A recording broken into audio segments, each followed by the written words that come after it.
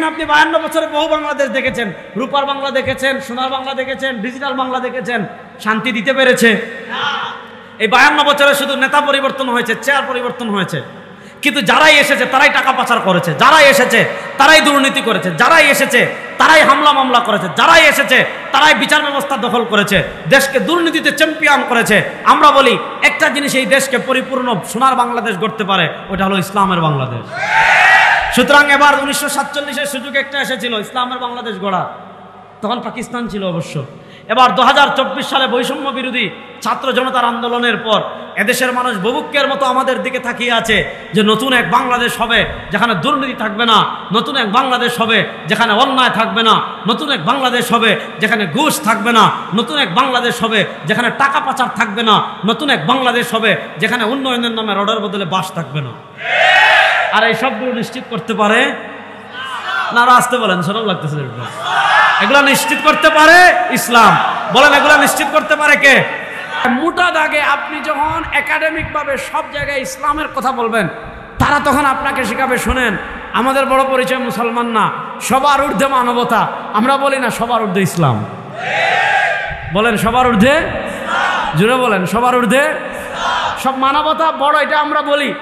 কিন্তু আপনার মানবতা যদি এমন হয় যে মানবতা কোরআন সুন্নাহ সাপোর্ট করে না, আপনার মানবিক অধিকার যদি এমন হয় যে মানবিক অধিকার কোরআন সুন্নাহ সাপোর্ট করে না, যে মানবাধিকার কোরআন সুন্নাহ সাপোর্ট করে ওটাকে আমরা 1000 বার স্যালুট জানাবো। যে মানবাধিকার, যে মানবতা ইসলাম সাপোর্ট করবে এটাকে আমরা 1000 বার স্যালুট জানাবো। যে মানবতা, যে মানবাধিকার কোরআন হাদিস সাপোর্ট করে না ওটাতে আমরা 1000 বার লাত্তি মারব। আমি কেন এই কথা বললাম দেখেন, আমাদের দেশে এখন বিশ্বায়নের যুগ। বিশ্বায়নের যুগের একটা বড় সমস্যা হলো যে পৃথিবীর কোনো জায়গায় কোনো কিছু হলে এটা মুহূর্তের ভিতর আমরা খবর পেয়ে যাই। বিশ্বায়নের যুগে আপনারা জানেন কিছু ফিতনা আছে, কিছু বিষয় আছে যেগুলো আজকে আমাদের সমাজে মানবাধিকার নামে প্রতিষ্ঠা করার কথা বলা হচ্ছে, মানবাধিকার নামে প্রতিষ্ঠা করার ষড়যন্ত্র করা হচ্ছে। আপনারা ভালো করে বুঝেন, ইসলামে যে জিনিসগুলো সুসাব্যস্ত সুপ্রমাণিত হারাম, ইসলামে যে জিনিসগুলো কোরআন সুন্নাহর দলিলের আলোকে হারাম, ওই বিষয়গুলো মানবাধিকার নামে কখনো জায়েজ করা যাবে না।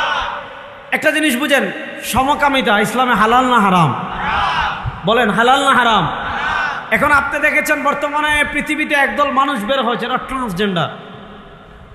আমরা সারা জীবন পৃথিবীর ইতিহাসে মনুষ্য সভ্যতায় মানুষের পরিচয় দুইটা। আপনি কিছু মানুষ পাবেন পুরুষ, আপনি কিছু মানুষ পাবেন মহিলা। পুরুষ এবং মহিলার বাহিরে থার্ড জেন্ডার, তৃতীয় লিঙ্গ বলতে কিছু নাই। বলবেন আমরা সে বুঝুন, তাহলে হিজড়া কারা? আপনারা ফিট ফতোয়ার কিতাব পড়লে পাবেন হিজড়াদের পরিচয় নিয়ে ফিট ফতোয়ার কিতাবে বিস্তারিত আলোকপাত করা হয়েছে যে দেখা যাবে এই হিজড়া পুরুষের আলামত পাওয়া যায় কিনা। যদি পুরুষের আলামত পাওয়া যায় এই হিজড়া পুরুষের আলামত, পুরুষ হবে।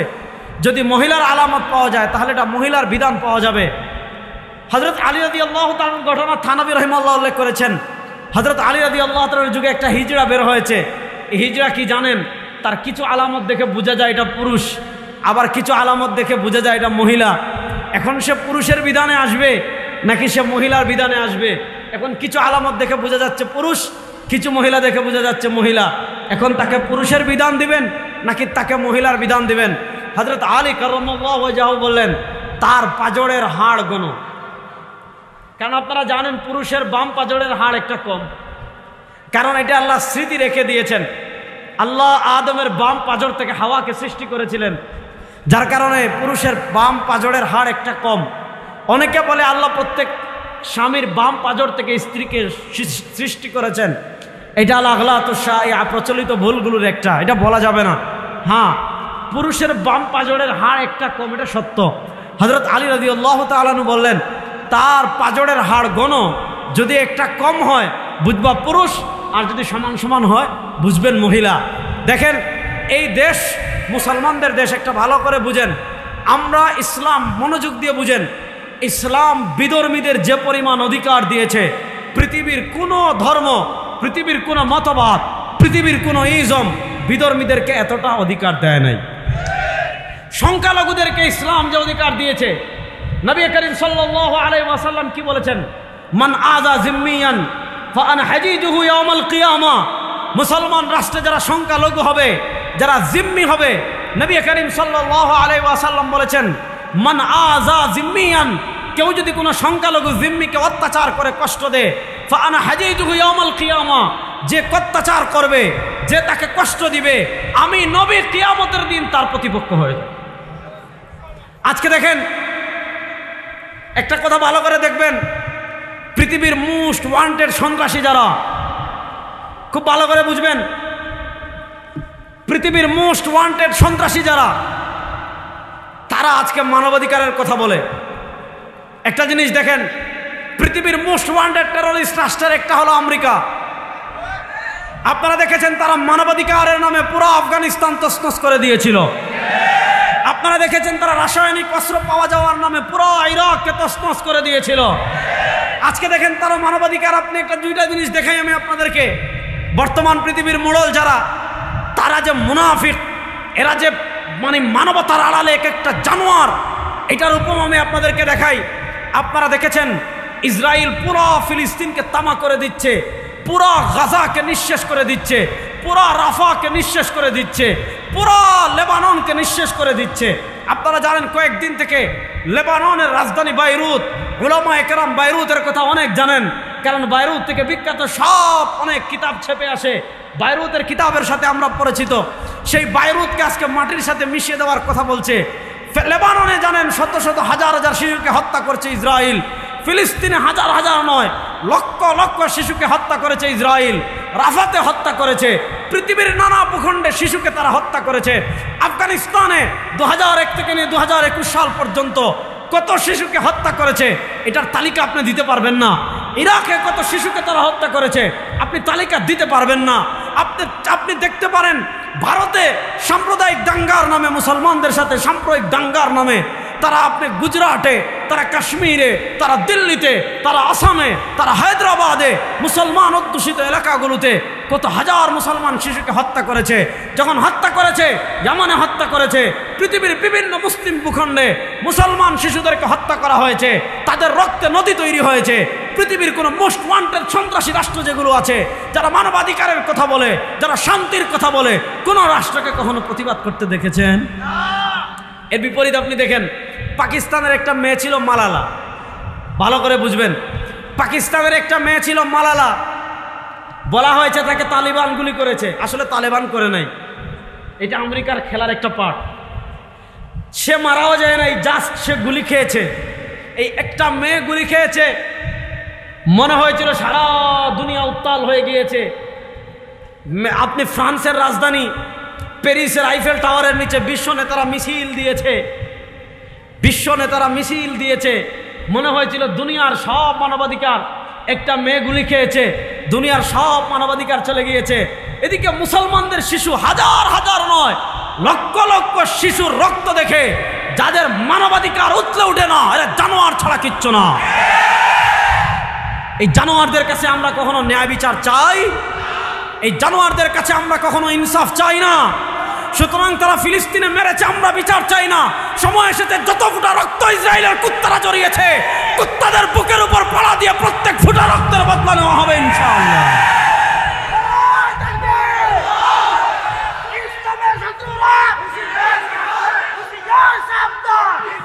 আমি এই কথাগুলো এজন্য বললাম, ভালো করে বুঝেন। এই কথাগুলো এজন্য বললাম, মুসলমানদের শেষ আশা ভরসার প্রতীক ছিল যুবকরা যেটাকে বলে অটোমেন সাম্রাজ্যের কথা। আসলে অটোমেন না, এটা হলো উসমানী খিলাফা।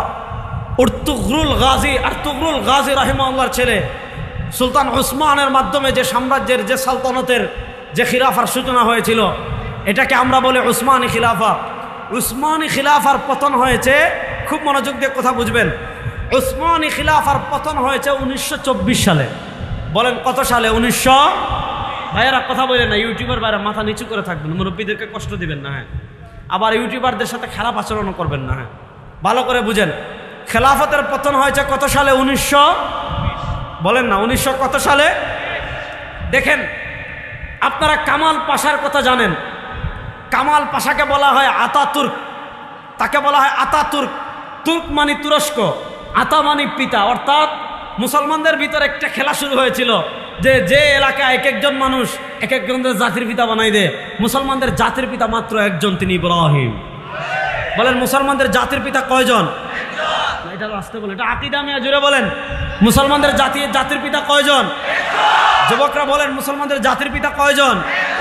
তিনি কে? হযরতে বলেন না, তিনি কে? আমাদের জাতির পিতা কে? ইব্রাহিম। তো তুরস্কের জাতির পিতা তারা বানিয়েছিল কামাল আতাতুর্ককে। কামাল আতাতুর্ক খিলাফার বিলুপ্তি ঘটালো। খিলাফার বিলুপ্তি ঘটিয়ে তুরস্ককে সে কি করলো? সেকুলার রাষ্ট্র প্রতিষ্ঠা করলো। এখানের মৌলিক থিম কি ছিল? আপনি কামাল আতাতুর্কের সেকুলারিজম দেখেন, আপনি জামাল আব্দুল নাসেরের আরবি জাতীয়তাবাদ দেখেন। প্রশ্ন হলো কামাল আতাতুর্করা, জামাল আব্দুল নাসেররা ইসলাম থেকে কেন মুখ ফিরালো? তারা ইসলামের আদর্শ কেন তাদের পছন্দ হলো না? কেন তারা সেকুলারিজমের দিকে গেল? কেন তারা জাতীয়তাবাদের দিকে গেল? শেখুল ইসলাম জাস্টিস মুফতি মোহাম্মদ তাকি উসমানী হাফিজাহুল্লাহ, আল্লাহ হযরতকে সুস্থতার সাথে দীর্ঘ নেক হায়াত দান করুন। জুড়ে বলেন না আমিন, কিপটামি করেন না। শোনেন, শেখুল ইসলাম জাস্টিস মুফতি মোহাম্মদ তাকি উসমানী হাফিজাহুল্লাহ এটা নিয়ে লম্বা আলোচনা দিয়েছেন যে জামাল আব্দুল নাসেরের কথা বলেন, কামাল পাশার কথা বলেন। তারা দেখেন, তারা মনে করত কি দেখেছেন? তারা যখন ইউরোপকে দেখেছে, আপনারা জানেন ইউরোপের রাষ্ট্রগুলো একসময় ধর্মভিত্তিক রাষ্ট্র ছিল, এক পর্যায়ে তারা সেকুলার হয়ে গেল। অর্থাৎ তারা বিরক্ত হতে হতে হতে হতে ধর্মকে রাষ্ট্র থেকে আলাদা করে দিল। রাষ্ট্র রাষ্ট্রের জায়গায় থাকবে, ধর্ম ধর্মের জায়গায় থাকবে। রাষ্ট্রের কোনো বিষয়ে ধর্ম মাথা কামাবে না। তারা ধর্মকে দিয়ে দিয়েছে ভ্যাটিকান সিটিতে, রাষ্ট্রকে তারা ধর্ম থেকে আলাদা করে নিয়েছে। এই জামাল আব্দুল নাসেরের কথা বলেন, কামাল পাশার কথা বলেন, তারা যখন দেখলো আরে ইউরোপিয়ান রাষ্ট্রগুলো যখন ধর্মকে রাষ্ট্র থেকে আলাদা করেছে, তাদের তো উন্নতি হয়েছে, তাদের তো অগ্রগতি হয়েছে, সুতরাং আমাদের মুসলমানদের বড় সমস্যা কি? নাউযুবিল্লাহ। তারা মনে করেছে মুসলমানদের বড় সমস্যা হলো এই কোরআনকে, এই শরীয়তকে ধর্মের সাথে সম্পৃক্ত করার কারণে। অথচ জামাল আব্দুল নাসের দেখে নাই, কামাল আতাতুর্ক দেখে নাই। এই তুরস্ক বলেন, আরব বলেন, ওমান বলেন, সৌদি বলেন, সারা দুনিয়ার যত মুসলমান আছে আর এরা উন্নতির শিখরে পৌঁছেছে কোরআনের মাধ্যমে। আপনারা কামাল আতাতুর্কের কথা জানেন, এই বদমাশ কি করেছে জানেন? তৎকালীন শেখুল ইসলাম যিনি ছিলেন, তৎকালীন শেখুল ইসলামের মুখের উপর এভাবে কোরআন ছুঁড়ে মেরেছিল। তৎকালীন শেখুল ইসলামের মুখের উপরে কোরআন ছুঁড়ে মেরে বলেছিল যে এই কোরআনই আমাদের অগ্রগতির পথে সবচেয়ে বড় বাধা। দেখেন, ইউরোপ যখন অগ্রসর হয়েছে, ইউরোপ যখন শক্তিশালী হয়েছে, তারা ধর্মকে রাষ্ট্র থেকে আলাদা করার কারণে এই চিন্তা মুসলমানদের ভিতর প্রবল আকার ধারণ করেছে। আমি 100 বছর আগের ঘটনা শোনাচ্ছি। 100 বছর পর আজকে পৃথিবীর মোড়ল ইউরোপিয়ান, আজকে পৃথিবীর সব কিছু নিয়ন্ত্রণ করে ইউরোপিয়ানরা। সেই যে পরাজিত চিন্তা, যেই পরাজিত চিন্তার কাছে কামাল পাশা মাথা নত করেছিল, যেই পরাজিত চিন্তার কাছে জামাল আব্দুল নাসেররা মাথা নত করেছিল, আজকে সেই পরাজিত চিন্তা আমাদের কাছে কমে নাই। আজকে সেই পরাজিত পতিত চিন্তা মুসলমানদের ঘরে ঘরে ঘরে ঘরে ইহুদি খ্রিস্টানরা গবেষণার নামে, ইহুদি খ্রিস্টানরা সুশীলবিদদের নামে, ইহুদি খ্রিস্টানরা সাংবাদিকতার নামে, ইহুদি খ্রিস্টানরা মিডিয়ার মাধ্যমে নানা চলে বলে কোলে কৌশলে আজকে মুসলমান তরুণদের ভিতর, মুসলমান তরুণ যারা ইসলামের পরিপূর্ণ শিক্ষা লাভ করতে পারেনি, আলেমদের সান্নিধ্যে যেতে পারেনি, আলেমদের সোহবতে যেতে পারেনি, সেই মুসলমান তরুণদের ভিতর তারা এই চিন্তাটা, এই চেতনাটা তারা ঢুকিয়ে দেওয়ার চেষ্টা করছে যে ধর্ম আলাদা, রাষ্ট্র আলাদা, রাষ্ট্রের আইন কেমনে হবে, ধর্ম মাথা কামাবে না, রাষ্ট্রের অর্থনীতি কেমনে চলবে, ধর্ম মাথা কামাবে না, রাষ্ট্রের দণ্ডবিধি কি হবে, ধর্ম মাথা কামাবে না, রাষ্ট্রের সংবিধান কি হবে, ধর্ম মাথা কামাবে না। আরে ধর্ম থাকবে মসজিদে, ধর্ম থাকবে খানকায়, ধর্ম থাকবে মাদ্রাসায়, রাষ্ট্রের আইন কারণে ধর্ম থাকবে না। আমরা বলি না ধর্ম শুধু মাদ্রাসার জন্য আসে নাই, ধর্ম শুধু খানকার জন্য আসে নাই, ধর্ম শুধু মসজিদের জন্য আসে নাই। আরে ইসলাম এসেছে সারা দুনিয়ার সব কিছুকে নেতৃত্ব দেওয়ার জন্য। ওলামায়ে কেরাম যারা আছেন, তালিবুল ইলম যারা আছেন, আল্লামা জাহিদ কাউসানী রাহিমাহুল্লাহর কথা আমরা কম বেশি সবাই জানি, জানি কি জানি না? তিনি হকের পথের একটা বুলেট ছিলেন। যারা যেই দিক থেকে বাতিল আকীদা বলেন, বাতিল আমল বলেন, মিথ্যাচার বলেন, বিশেষ করে ইমামে আজম আবু হানিফা রাহিমাহুল্লাহর প্রতি, ফিকহে হানাফির প্রতি, আশআরি মাতুরিদি আকীদার প্রতি, অর্থাৎ ইমাম আহলিস সুন্নাহ, ইমামুল হুদা, ইমাম মাতুরিদি রাহিমাহুল্লাহর উপাধি ছিল ইমামুল হুদা। ইমামুল হুদা, তার উপাধি ছিল ইমামুল হুদা। ইমামুল হুদা ইমাম মাতুরিদি রাহিমাহুল্লাহ, ইমাম আহলুস সুন্নাহ ওয়াল জামাআহ ইমাম আশআরী রাহিমাহুল্লাহ। পৃথিবীর স্বীকৃত আহলুস সুন্নাহ ওয়াল জামাআতের যে ধারা আশআরী মাতুরিদি, ওই আশআরী মাতুরিদি আকীদার দিকে যারা আঙ্গুল তুলেছে, ফিকহে হানাফির দিকে যারা আঙ্গুল তুলেছে, ইমামে আযম আবু হানিফা রাহিমাহুল্লাহর দিকে যারা আঙ্গুল তুলেছে, ইমাম কাউসারী রাহিমাহুল্লাহ ছিলেন তাদের বিরুদ্ধে একটা খোলা তরবারি। এজন্য আজকে যারা দেখবেন মাযহাব মানে না, আজকে যারা দেখবেন ইমামদেরকে শ্রদ্ধা করে না, আজকে যারা দেখবেন ইমাম আহলুস সুন্নাহ, ইমামুল হুদা, ইমাম আশআরী এবং ইমাম মাতুরিদির সমালোচনা করে, এরা কাউসারী রাহিমাহুল্লাহকে সহ্য করতে পারে না। কাউসারী রাহিমাহুল্লাহর একটা মাকাল আছে, মাকালাতুল কাউসারী। এটা অনেকে জানেন, যুবকরা ভালো করে বুঝবেন আমার কথাগুলো। আমার তো সুর নাই, আমি কথা স্বাভাবিকভাবে বলি, এজন্য একটু বোঝার চেষ্টা করবেন। কাউসারী রাহিমাহুল্লাহ কিতাব লিখেছেন, এনার ছোট ছোট অনেকগুলো মাকাল আছে মাকালাতুল কাউসারীতে। সেই মাকালাতুল কাউসারীতে কাউসারী রাহিমাহুল্লাহ একটা মাকালা লিখেছেন, হুকমু মুহাওয়ালাতি ফাসলিদ্দীন আনিদ দাওলা। মাত্র 3 পৃষ্ঠার মাকালা, হুকমু মুহাওয়ালাতি ফাসলিদ্দীন আনিদ দাওলা। মুসলমানদের সমাজে আজকে যে এই যে পতিত চিন্তা যে রাষ্ট্রের কোনো ধর্ম থাকবে না, রাষ্ট্র হবে সেকুলার, তাদেরকে বলেন যে রাষ্ট্রের তো কোনো ভাষা থাকার দরকার নাই, রাষ্ট্র তো কথা বলতে পারে না, রাষ্ট্রের তো মুখ নাই, তাহলে রাষ্ট্র ভাষা বাংলা হলো কেন? বাংলাদেশে তো পাহাড়িরা আছে, বাংলাদেশে ভিন্ন ভাষার লোকজন আছে, তারপর রাষ্ট্রের ভাষা বাংলা হলো কেন? জবাব দে, রাষ্ট্রের সংখ্যাগরিষ্ঠ মানুষ বাংলা ভাষায় কথা বলে। রাষ্ট্রের সংখ্যাগরিষ্ঠ মানুষ যদি বাংলা ভাষায় কথা বলার কারণে রাষ্ট্রের ধর্ম হয়, রাষ্ট্রের ভাষা হয় বাংলা, তাহলে এই দেশের সংখ্যাগরিষ্ঠ মানুষ মুসলমান, এই দেশের 92% মানুষ মুসলমান। সুতরাং এই দেশের সেকুলারিজম চলতে পারে না, এই দেশের রাষ্ট্রীয় ধর্ম হবে ইসলাম। এদেশের রাষ্ট্রীয় ধর্ম হবে। আমি আপনাদেরকে একটু ইতিহাস বলি, আগে কাউসারী রাহিমাহুল্লাহর ইতিহাসটা বলি, তারপর সামনের কথা বলবো। কাউসারী রাহিমাহুল্লাহ হুকমু মুহাওয়ালাতি ফাসলিদ্দীন আনিদ দাওলা, রাষ্ট্র থেকে ধর্মকে আলাদা করার বিধান নিয়ে আলোচনা করেছেন। তিনি বলেছেন, কেউ যদি কোনো মুসলমান ভূখণ্ডে বসবাস করে, মুসলমান ভূখণ্ডে বসবাস করার পর কেউ যদি এই ধারণা করে যে রাষ্ট্রটা, ধর্মটা থাকবে খানকায়, ধর্মটা থাকবে মাজারে, ধর্ম থাকবে মিষ্টি জিলাপিতে, ধর্ম থাকবে উরুসে, দরবার বাবার দরবারে বছরে একবার যাবো গরু মহিষ ছাগল নিয়ে, বালা লালেলাল বাবা শাহজালাল, বাস যা হবার হবে, একবার বছরে খাজা বাবার এখানে উরুস হবে, আর আমি একটা মহিষ নিয়ে, ছাগল নিয়ে, ভেড়া নিয়ে, বকরি নিয়ে, ডিম নিয়ে, মুরগি নিয়ে, বাস আমি একদিন যাব, গিয়ে তোমার তাকদিরা দিন রাত্রে নাচ গান বাজনা করেছি, বাস আমি তো মুসলমান। এই যে দেখেন খ্রিস্ট ধর্ম, আজকে পৃথিবীতে খ্রিস্ট ধর্মের যে আমেজ, যেটা নষ্ট হয়েছে কেন জানেন? তারা তাদের ধর্মকে অনুষ্ঠান নির্ভর করে ফেলেছিল। বাস বছরে একবার বড় করে 25-26 ডিসেম্বর যখন আসবে, বড় করে একবার ক্রিসমাস ডে, তাদের ভাষায় আল্লাহর ছেলে, পড়েন নাউজুবিল্লাহ। আমরা বলে ঈসা আল্লাহর ছেলে না, তিনি আল্লাহর বান্দা। আল্লাহর কোনো ছেলে না, আল্লাহর কোনো ছেলে, সবাই হাত তুলেন, বলেন আল্লাহর কোনো ছেলে, আল্লাহর কোনো পিতা, লাম ইয়ালিদ ওয়ালাম, বলেন লাম ইয়ালিদ ওয়ালাম। কেউ যদি বলে আল্লাহর ছেলে আছে, মুসলমান না কাফের? এখন বুঝেন, আপনি আল্লাহর ছেলে বললে যদি কাফের হন, তাহলে আল্লাহর ছেলে সাব্যস্ত করা মানে হলো কি? শিরিক করা। খ্রিস্টানরা ঈসাকে আল্লাহর ছেলে বলে, এজন্য আল্লাহর ছেলে যেদিন দুনিয়াতে আসছেন, তাদের আকীদা মতে এই দিন স্বাভাবিক কোনো দিন না, এই দিন অনেক বড় দিন, এজন্য তারা ক্রিসমাস ডে পালন করে, বড়দিন পালন করে। মুসলমান বলে আল্লাহর কোনো ছেলে নাই। ঈসা বলেছেন ইন্নী আব্দুল্লাহ, ঈসা আল্লাহর বান্দা। সুতরাং যারা তৃত্ববাদে বিশ্বাসী হবে, 3 খুদায় বিশ্বাসী হবে, এরা কিসের আহলে কিতাব? এরা সব কাফের, সব মুশরিক। কথা ভালো করে বুঝেন। কাউসারী রাহিমাহুল্লাহ লিখেছেন, আজকে মুসলমান এই যে এই ষড়যন্ত্রটা হচ্ছে, যে খ্রিস্ট ধর্ম যেমন অনুষ্ঠান নির্ভর করে দেওয়া হয়েছে, ক্রিসমাস ডে নির্ভর, সনাতন ধর্মকে অনুষ্ঠান নির্ভর করে দেওয়া হয়েছে, আজকে ইসলাম ধর্মকে তেমন কিছু অনুষ্ঠান নির্ভর করে দেওয়া হচ্ছে। যে আপনি উরুস করবেন বড় করে, তাক মাইক না হইলে ওয়াজ চলবে, শোনা যায় না? ভাই যেদিন মাইক ছিল না তখন তো ওয়াজ ছিল, চুপ থাকেন। তারা আজকে ইসলাম ধর্মকে অনুষ্ঠান নির্ভর করে দিচ্ছে, যে ইসলাম ধর্ম মানে কি আপনি বছরে একবার বিশাল করে ওয়াজ করবেন, ইসলাম ধর্ম মানে কি আপনি বছরে বিশাল উরুস করবেন, ইসলাম ধর্ম মানে কি আপনি ঈদের দিন কুরবানি জবে করে গোশত খাবেন, ইসলাম ধর্ম কি আপনি ঈদের নামাজে বস সাদা জামা পিনপিনে জামা পরে নামাজ যাবেন। বস ইসলাম এই 3টা জিনিসের ভিতর। রাষ্ট্র কেমনে চলবে? তারা বলে এটা ইসলাম মাথা ঘামাবে না। সংবিধান কেমন হবে? তারা বলে এটা ইসলাম মাথা ঘামাবে না। রাষ্ট্রের দণ্ডবিধি কেমনে চলবে? তারা বলে ইসলাম এটাতে মাথা ঘামাবে না। রাষ্ট্রের অর্থনীতি কেমনে চলবে? চলবে, তারা বলে ইসলাম এটা মাথা ঘামাবে না। রাষ্ট্রের বিচার ব্যবস্থা কেমনে চলবে, তারা বলে ইসলাম এটা মাথা ঘামাবে না। কাউসারী রাহিমাহুল্লাহ বলেছেন, কোন মুসলমান ভূখণ্ডে কেউ যদি এমন আকীদা লালন করে যে রাষ্ট্রে ইসলামের প্রয়োজন নাই, সংবিধানে ইসলামের প্রয়োজন নাই, দণ্ডবিধিতে ইসলামের প্রয়োজন নাই, আইন আদালতে ইসলামের প্রয়োজন নাই, অর্থনীতিতে ইসলামের প্রয়োজন নাই, সে মুরতাদ। তার ঈমান থাকবে?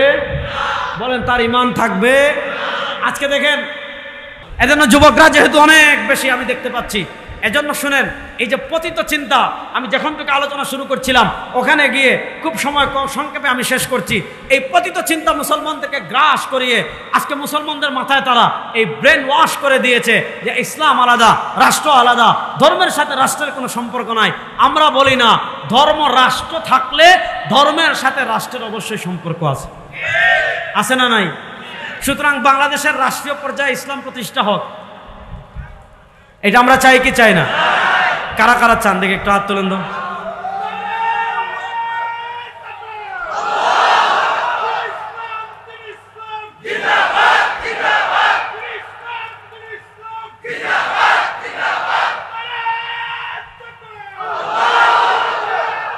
এখন আমাদের ভিতরে এই চিন্তা ঢুকিয়ে দিয়েছে তারা। আজকে দেখেন, আমাদের দেশ থেকে ব্রিটিশ বিদায় নিয়েছে 1947-এ।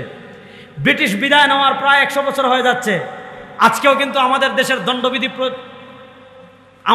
দণ্ডবিধি ব্রিটিশদের দেওয়া, আমাদের দেশের শিক্ষা সিলেবাস ব্রিটিশদের দেওয়া, আমাদের দেশের শিক্ষা কারিকুলাম বা অনেক কিছু ব্রিটিশদের দেওয়া। এই অর্থনীতিতে ইহুদি খ্রিস্টানদের অর্থনীতি ফলো করা হয়, কোথাও ইসলাম নাই। বাংলাদেশের সব সেক্টরে ইসলামকে বিজয় হিন্দুরা করবে, ইহুদিরা করবে, খ্রিস্টানরা করবে। এবার বাংলাদেশের সব সেক্টরে, বাংলাদেশের অর্থনীতি বলেন, বাংলাদেশের বিচার ব্যবস্থা বলেন, বাংলাদেশের সংসদ বলেন, বাংলাদেশের সংবিধান বলেন, বাংলাদেশের দণ্ডবিধি বলেন, সব কোরআনের আলোয় আলোকিত হোক, সব ইসলামের রঙে রঙ্গিত হোক, সব হাদিসের রঙে রঙ্গিত হোক। এটা আমরা চাই কি চাই না? সুতরাং আজ থেকে আমাদের স্লোগান হবে, সব তন্ত্রমন্ত্রবাদ ইসলাম জিন্দাবাদ, সব তন্ত্রমন্ত্রবাদ ইসলাম। দেখেন, আপনি 52 বছরে বহু বাংলাদেশ দেখেছেন, রূপার বাংলা দেখেছেন, সোনার বাংলা দেখেছেন, ডিজিটাল বাংলা দেখেছেন, শান্তি দিতে পেরেছে? এই 52 বছরে শুধু নেতা পরিবর্তন হয়েছে, চেয়ার পরিবর্তন হয়েছে, কিন্তু যারাই এসেছে তারাই টাকা পাচার করেছে, যারাই এসেছে তারাই দুর্নীতি করেছে, যারাই এসেছে তারাই হামলা মামলা করেছে, যারাই এসেছে তারাই বিচার ব্যবস্থা দখল করেছে, দেশকে দুর্নীতিতে চ্যাম্পিয়ন করেছে। আমরা বলি একটা জিনিস এই দেশকে পরিপূর্ণ সোনার বাংলাদেশ গড়তে পারে, ওটা হলো ইসলামের বাংলাদেশ। সুতরাং এবার 1947-এর সুযোগ একটা এসেছিল ইসলামের বাংলাদেশ গড়া, তখন পাকিস্তান ছিল অবশ্য। এবার 2024 সালে বৈষম্য বিরোধী ছাত্র জনতার আন্দোলনের পর এদেশের মানুষ বুভুক্ষের মতো আমাদের দিকে তাকিয়ে আছে যে নতুন এক বাংলাদেশ হবে যেখানে দুর্নীতি থাকবে না, নতুন এক বাংলাদেশ হবে যেখানে অন্যায় থাকবে না, নতুন এক বাংলাদেশ হবে যেখানে ঘুষ থাকবে না, নতুন এক বাংলাদেশ হবে যেখানে টাকা পাচার থাকবে না, নতুন এক বাংলাদেশ হবে যেখানে উন্নয়নের নামে রডের বদলে বাস থাকবে না। আর এই সবগুলো নিশ্চিত করতে পারে না? আসতে বলেন, শরম লাগতেছে। এগুলো নিশ্চিত করতে পারে ইসলাম। বলেন, এগুলো নিশ্চিত করতে পারে কে?